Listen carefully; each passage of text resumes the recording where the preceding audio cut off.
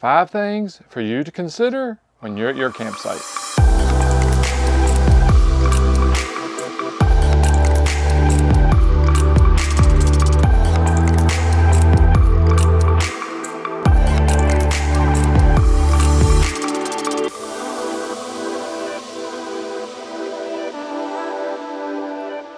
Hiyo and welcome back. I am Jason with Imagine Your Odyssey, where I bring you tips and advice with your RV from my own personal experiences.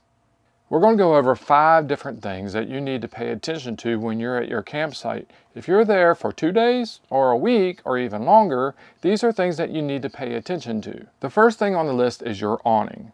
The reason we want to talk about the awning is because it's going to most likely be out. You have it out for a reason, right? You're under it cooking. You want to block the sun so that you have some shade. Or maybe it's a rainy day and you don't want to get wet while you're out, or whatever the reason that you have it out, but it is out. So the reason that we bring up the awning is because of an experience of mine. Now we're going to go into experiences on these 5 different things that I've had that may be relevant to you. The reason that I bring up the awning is that when you're not using the awning, so you're away for the day or you're going to bed or whatever the reason may be, but you're not there to keep an eye on it, you need to make sure that the awning is in. We were previously at a campground where we went to bed and left the awning out. Well, we left it out and something in the middle of the night hit our awning. I don't know if it was a wind, if it was a stick off of a tree or anything like that, but whatever it was, it hit the awning and slammed one side of the awning into the camper and it got stuck, and it also got out of alignment. Now, we have an alignment video talking about how we had to get through that, but nevertheless, there is times when you need to make sure that your awning is safe, and that's usually when you're not there watching it.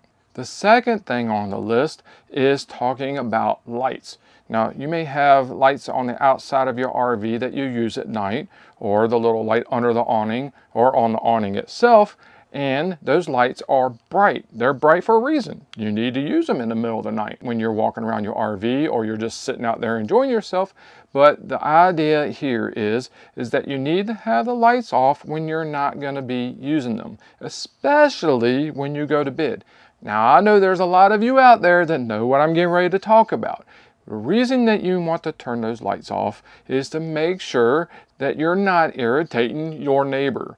I have been to many campsites where somebody left their lights on their awning or whatever, and that light is shining right into the windows of my bedroom or inside of the RV where it's keeping everybody awake, and I have to put some kind of blinds up to make sure that the light doesn't get in. So just out of respect for your neighbor, when you go to bed or you're not using them, please turn off the lights on your RV on the outside so that you're not irritating your neighbor. Now, the third thing on the list is your stabilizers.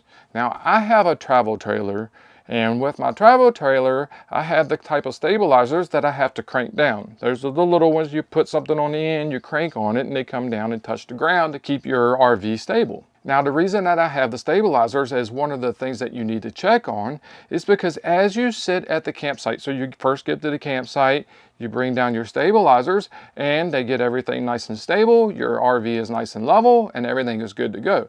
But as you're at that campsite, things tend to settle. So when you go out and you check your stabilizers, most likely over a day or so, those stabilizers can come into where they're not set up correctly.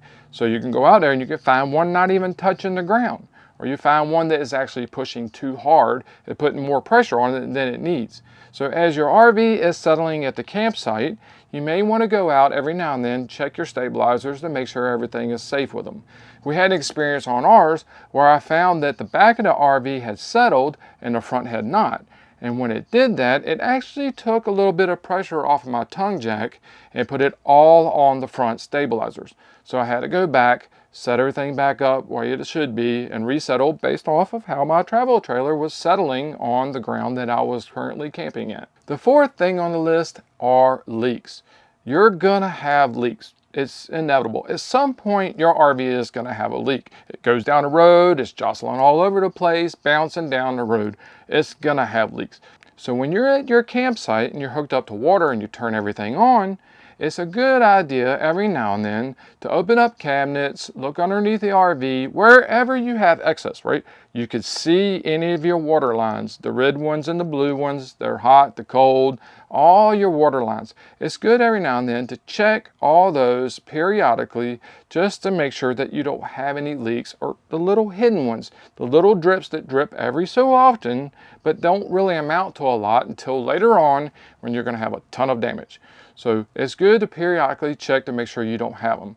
I know this because underneath of my sink, right behind it, I have a little shower type of deal on the outside where the outside kitchen is, and it was accumulating, and over time it was running out from underneath of the cabinet and creating a little pool of water on the side of the RV. It didn't create any damage for me, but it was something that I overlooked. Had I opened up the door and kind of looked inside a little bit to the right, I could have seen it and prevented that from ever creating a pool of water inside of my RV. So now I go back and I look anywhere that I could see a water line just to make sure I don't have any leaks. So that leads me to number 5, the last item on the list. That is talking about turning the water off to your RV when you leave.